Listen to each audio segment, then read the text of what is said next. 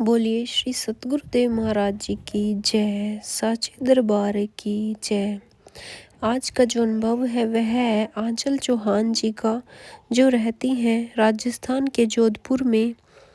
वे बताती हैं कि मुझे सन 2011 में ब्रह्म ज्ञान मिला। कुछ समय के बाद मेरे घर की स्थिति इतनी खराब हो गई कि मेरे लिए उसे संभाल पाना बहुत कठिन हो गया। ऐसी परिस्थिति में मैंने सारा दोष गुरु महाराज जी को दे दिया। मेरी श्रद्धा भावना एकदम खत्म हो गई।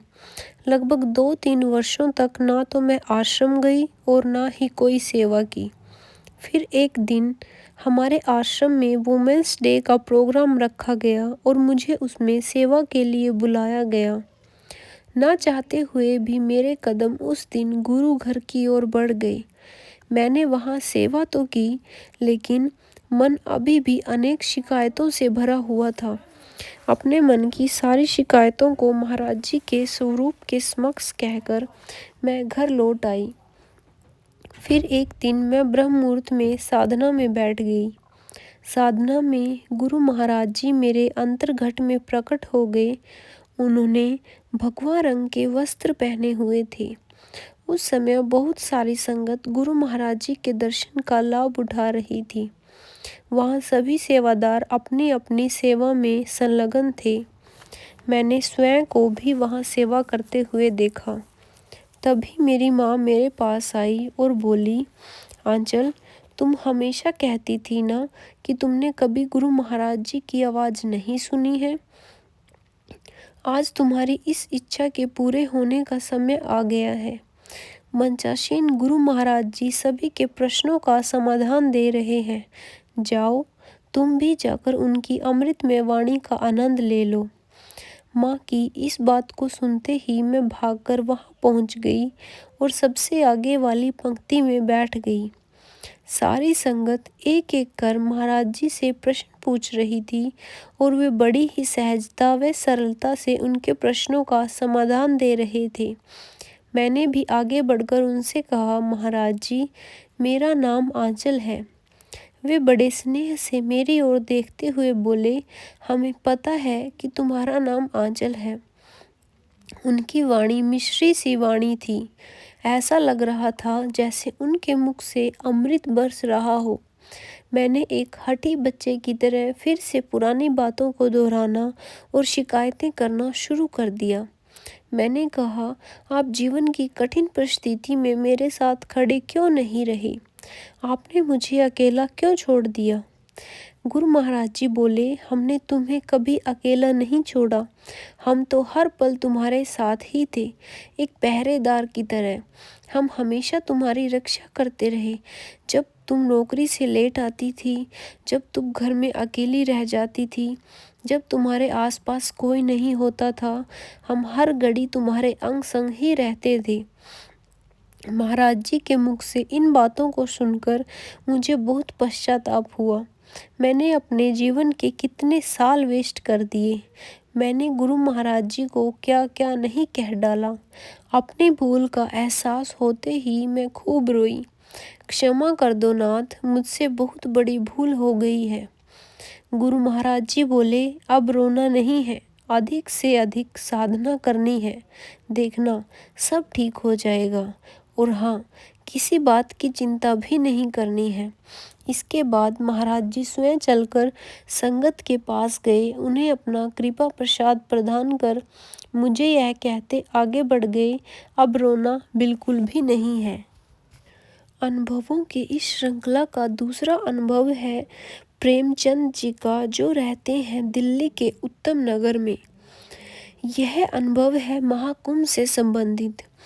वे अपना अनुभव हम सबके साथ साझा करते हुए बताते हैं कि एक और दिव्य ज्योति जागृति संस्थान महाकुंभ में अपनी दिव्य भूमिका निभाने के लिए प्रयासरत है और दूसरी ओर हम सभी साधक वहां जाने के लिए अपनी अपनी तैयारियां कर रहे हैं। लेकिन हमें वहां जाना कैसे है, यह समझाने स्वयं गुरु महाराज जी मेरे दिव्य अनुभव में आए। हम सभी साधक ट्रेन बैठकर प्रयागराज महाकुंभ में जा रहे थे। ट्रेन में बैठते ही सभी साधक अपने अपने कामों में व्यस्त हो गए। कोई मोबाइल में लगा था तो कोई आपस में बातें कर रहा था तो कोई आंखें मूंद कर सुमिरन में लीन था। मैं ट्रेन में बैठा खिड़की से बाहर झांक रहा था। ट्रेन अभी स्टेशन पर ही खड़ी थी। तभी मुझे स्टेशन पर स्वयं गुरु महाराज जी के दर्शन हुए। भगवा रंग के वस्त्र पहने वे एक एक कोच के भीतर झांकते हुए आगे बढ़ रहे थे। उनके कदमों की तीव्रता, उनके खुले केश, उनका दिव्य मुखमंडल बहुत ही अद्भुत दृश्य था। कुछ ही क्षणों में गुरु महाराज जी हमारे कोच के सामने आ गए। उन्होंने खिड़की से हम लोगों की तरफ देखा तो उनके मुख पर एक प्यारी सी मुस्कान खिल गई। अपनी प्यारी मुस्कान को बिखेरते हुए गुरु महाराज जी आगे की ओर बढ़ने लगे। मैंने तुरंत उन्हें रोकते हुए कहा, महाराज जी रुकिए, आप क्या देख रहे हैं? आपकी इस मुस्कान के पीछे क्या कोई विशेष कारण है? महाराज जी बोले, वैसे तो मैं अपनी संगत को महाकुंभ की ओर जाते हुए देखकर बहुत प्रसन्न हूँ, लेकिन जो साधक यात्रा करते हुए साधना और सुमिरन में लगे हुए हैं उनसे मैं बहुत अधिक प्रसन्न हूँ। मेरा भक्त अपनी यात्रा को भी सफल बना रहा है।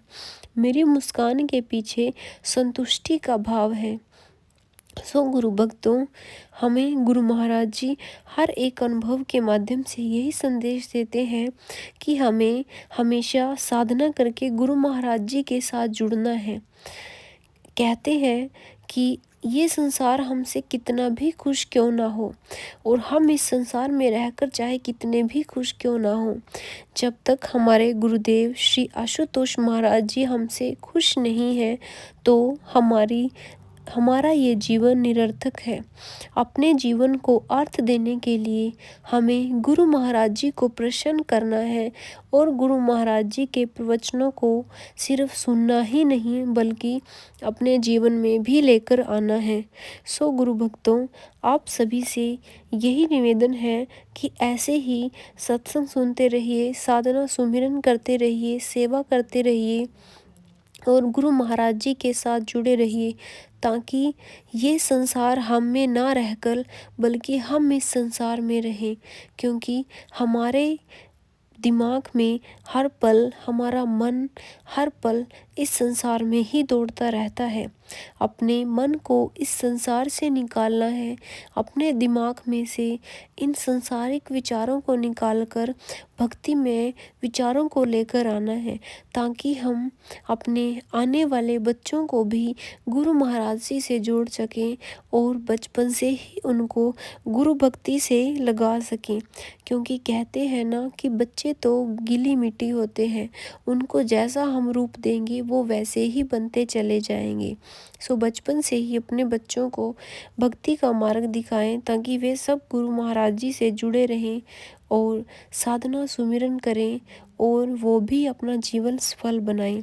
सो बोलिए श्री सतगुरुदेव महाराज जी की जय, साचे दरबार की जय, आशु पिता भगवान की जय।